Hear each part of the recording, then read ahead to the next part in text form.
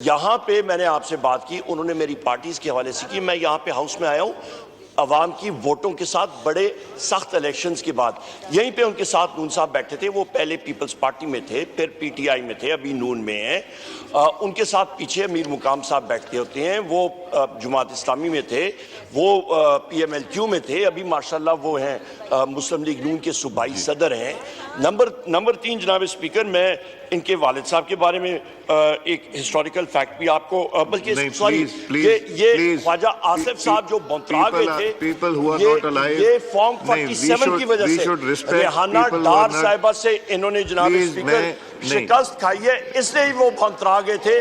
और तीसरी बात जनाब स्पीकर, रेहाना डार साहब ने जो शिकस्त दी है उससे बौंतराए हुए हैं। ऐसी बात ना करें फिर से, ख्वाजा सफ्तर साहब इसी हाउस में मजलिस से शूरा में जनाब स्पीकर वो यहाँ जिस तरफ जाना चाह रहे हैं हम उधर नहीं जा सकेंगे। हमारा जनरल जिया साहब सारा हमारा ये डीरेल हो जाएगा। कल ख्वाजा आसिफ ने यहाँ पे पर्सनल रिमार्क्स दिए थे, मैं बिल्कुल टू द पॉइंट बात करूंगा। पे लिया था।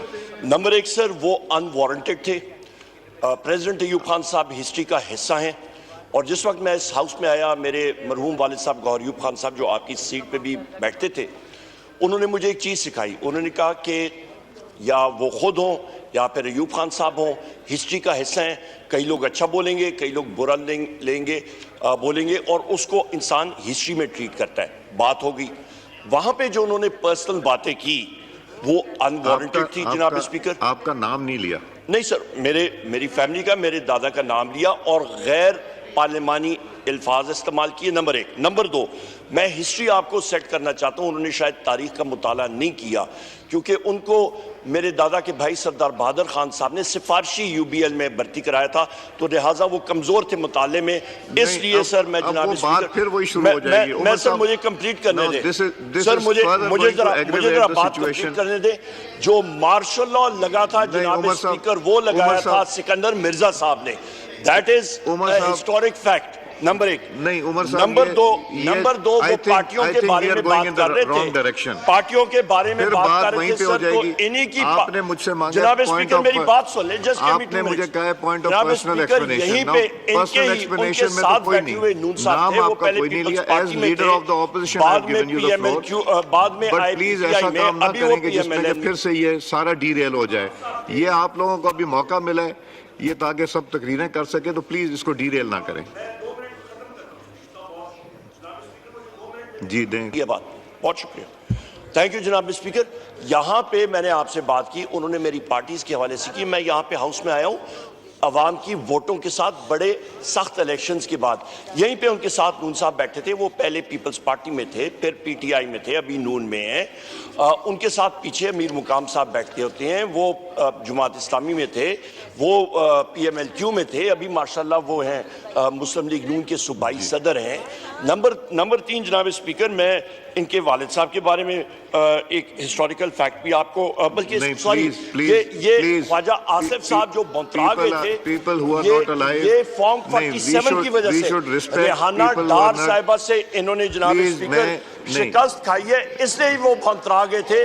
और तीसरी बात जनाब स्पीकर, रेहाना डार साहब ने जो शिकस्त दी है उससे बौंतराए हुए हैं। ऐसी बात ना करें फिर से, ख्वाजा सफ्तर साहब इसी हाउस में मजलिस से शूरा में जनाब स्पीकर वो यहाँ जिस तरफ जाना चाह रहे हैं हम उधर नहीं जा सकेंगे। हमारा जनरल जिया साहब के सारा हमारा ये डीरेल हो जाएगा, फिर से वही बात शुरू हो जाएगी।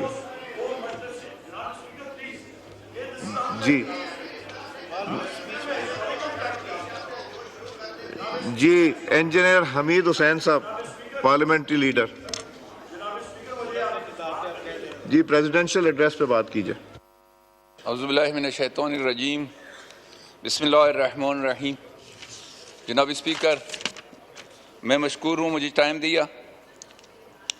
मैं इधर लोड शेडिंग पे बात करता हूँ। अल्हम्दुलिल्लाह पहले हमें 24 घंटों में एक घंटा बिजली मिलती थी, और अब हालात ये हैं कि वो 1 घंटा भी 48 घंटों में चेंज हो गया है। अब हमें 48 घंटों में 1 घंटा बिजली दी जा रही है। तो हैरानी की बात यह है कि क्या हम पाकिस्तानी नहीं हैं? हमारे इलाके से टैक्स नहीं आ रहा? हम टैक्स नहीं दे रहे, हम पाकिस्तान में नहीं रह रहे, कि 1 घंटा बिजली जो 24 घंटों में दी जा रही थी अब वो 48 आवर्स में हमें दी जा रही है। और वो भी ऐसे है कि बाज दफ़ा पता नहीं वापडा वाली भूल जाते हैं, वो 48 घंटों में भी हमें वो 1 घंटा बिजली भी नहीं मिलती। तो मेरा ये रिक्वेस्ट है, और इसी तरह मुझे पता चला है कि हमारे खैबर एजेंसी में यही बिजली वो 1 घंटा के बजाय 4 घंटे कर दी गई है, लेकिन क्या ये दूसरे हमारे इलाके पाकिस्तान में नहीं है? हमें ये हमारे अवाम को क्यों फैसिलिटेट नहीं किया जा रहा? पहले तो 2 घंटे बिजली थी, उस 2 घंटे में 1 घंटा कर दिया गया। उसके बाद वही बिजली अभी 48 घंटों में पहुंच गई। 48 घंटों में वो 1 घंटा भी पता नहीं चलता, कभी बिजली आती है कभी नहीं आती। जनाब स्पीकर, मेरा ये रिक्वेस्ट है कि ये जो 4 घंटे दूसरे इलाकों को दी जा रही है, ये हमारे इलाके में भी ये 4 घंटे नहीं, कम से कम हमें 12 घंटे बिजली दी जाए। और इसके अलावा जो भी वापडा की तहफ़्फ़ुज़ात हैं या ऑब्जर्वेशंस हैं, उसके लिए हमारे साथ बैठ के या कोई कमेटी बना के हमारा मसला हल कर दिया जाए। और इसके साथ मैंने पहले भी अमन पे बात की है,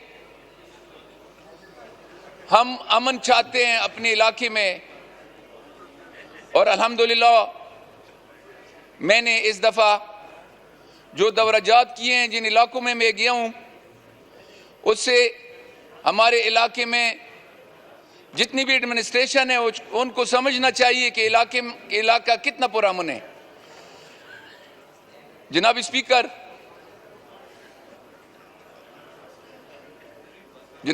मैं आपकी तवज्जो चाहता हूँ। बात करें, मुझे मल्टीटास्किंग सर, मैं अमन के बारे में बता रहा हूँ कि मेरे इलाके के बारे में अक्सर कहा जाता है कि ये इलाका पुरअमन नहीं है। तो रिसेंटली मैं जिन इलाकों में गया हूँ, जो कि ये कहा जाता है कि ये इलाके बहुत ख़तरनाक हैं, अल्हम्दुलिल्लाह मैंने सारे इलाकों का दौरा किया है और मुझे जो मोहब्बत मिली है उधर से, उससे अंदाज़ा होता है कि हमारा इलाका कितना पुरअमन है। लेकिन अफसोस की बात है कि आज के इस दौर में भी हमारे रोड सुबह 9 बजे खोल दिए जाते हैं और शाम 5 बजे बंद कर दिए जाते हैं। तो ये हैरानगी की बात है कि ऐसी क्या वजह है कि रोड सुबह 9 बजे तक बंद रहते हैं। हमारे जनाजे आते हैं, हमारे मरीज आते हैं, वो उधर ही जो बैरियर लगे हुए हैं उन बैरियर पे खड़े हो जाते हैं, और बैरियर पर या तो उनको सुबह 9 बजे जाने दिया जाता है या फिर उनको 5 बजे के बाद उधर ही रोक दिया जाता है। तो मेरा इस हाउस के थ्रू ये रिक्वेस्ट है कि हमें ये रोड जो है ये 24 घंटे खोल दिया जाए, और इसकी हिफाजत चूंकि गवर्नमेंट की जिम्मेदारी है और गवर्नमेंट अपनी जिम्मेदारी में इस रोड की हिफाजत कर दे, और हमारा रोड सिर्फ अमन व अमान के मसले के नाम से बंद ना रखा जाए।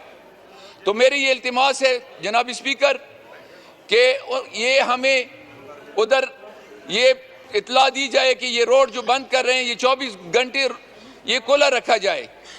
बाकी इंशाअल्लाह हमारा इलाका पुरअमन है।